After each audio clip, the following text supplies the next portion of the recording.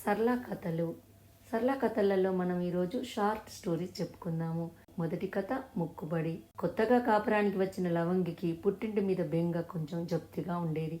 ఆమె చీటికి మాటికి పుట్టింటికి వెళ్ళి తల్లిని చూసి వస్తూ ఉండేది. ఆ తల్లి కూడా లవంగికి తగ్గదే. ఒకనాడు ఒక మనిషి వచ్చి లవంగితో, మీ అమ్మగారి పరిస్థితి ఏమీ బాగలేదు, నిన్ను వెంటనే బయలుదేరి రమ్మన్నాడు అన్నాడు. ఆ మాట వింటూనే లవంగి కట్టుబట్టలతో పుట్టింటికి బయలుదేరి వెళ్ళిపోయింది. ఆమె తన కన్నవారి ఊరి కోవెల పక్కగా పోతూ తన తల్లికి బాగైతే తన భర్త చేత ఆ కోవెల చుట్టూ 100 పొర్లు దండాలు పెట్టిస్తానని మొక్కుకుంది. లవంగి తల్లి బావి దగ్గర కాలు జారి పడితే తొంటి బెనికింది. మర్నాటికి ఆమె లేచి తిరిగింది. అయినా లవంగి ఇంటికి తిరిగి వచ్చి తన భర్తతో తన మొక్కు సంగతి చెప్పి పొర్లు దండాలు పెట్టడానికి వెంటనే బయలుదేరమన్నది. అప్పుడు భర్త, నువ్వు కూడా రావాలి, నువ్వు మీ పుట్టింటికి వెళ్ళినప్పుడు నాకు జలుబు చేసింది, అది తగ్గితే దేవుడికి నిలువు దోపిడి నీ చేత ఇప్పిస్తానని మొక్కుకున్నాను అన్నాడు భర్త. లవంగి గుండె ఆగినంత పనైంది. ఆమె తన మొక్కు సంగతి మళ్ళీ ఎన్నడూ భర్త దగ్గర ఎత్తలేదు. రెండవ కథ భగవదనుగ్రహము. మాధవయ్య అనే చిన్న వ్యాపారి చనిపోతూ తన వ్యాపారాన్ని పెద్ద కొడుకైన భద్రయ్యకు అప్పజెప్పాడు. భద్రయ్యకు దరిద్రం అంటే తగని భయం.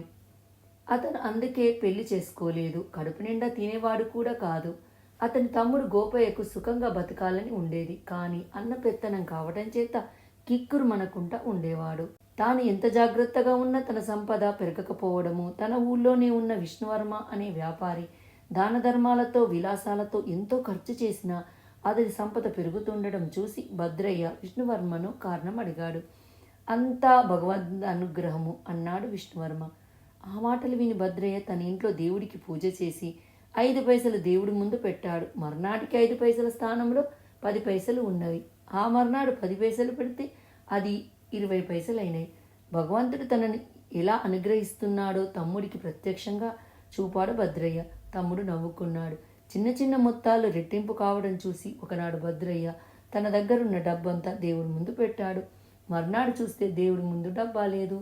తమ్ముడు గోపయ్య కూడా లేడు. మీకు అర్థమై ఉంటుంది ఏం జరిగిందో. మూడో కథ తాగుబోతు మాటలు.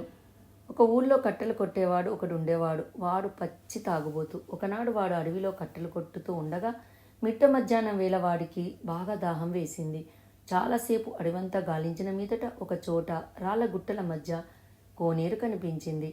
వాడు దాహం తీర్చుకొని ఈ కోనేరంతా సారాయి అయిపోయి ఈ రాళ్ళగుట్ట అన్నీ మాంసం గుట్టలైపోతే తృప్తిగా తిని తాగి తల పగలగొట్టుకొని చచ్చిపోతాను కదా అనుకున్నాడు. వనదేవత వాడి మాటలు విని వాడి నిజాయితీని పరీక్షించగోరి కోనేరంత సారాయిగాను రాళ్ళగుట్టలు మాంసం గుట్టలుగాను మార్చేసింది.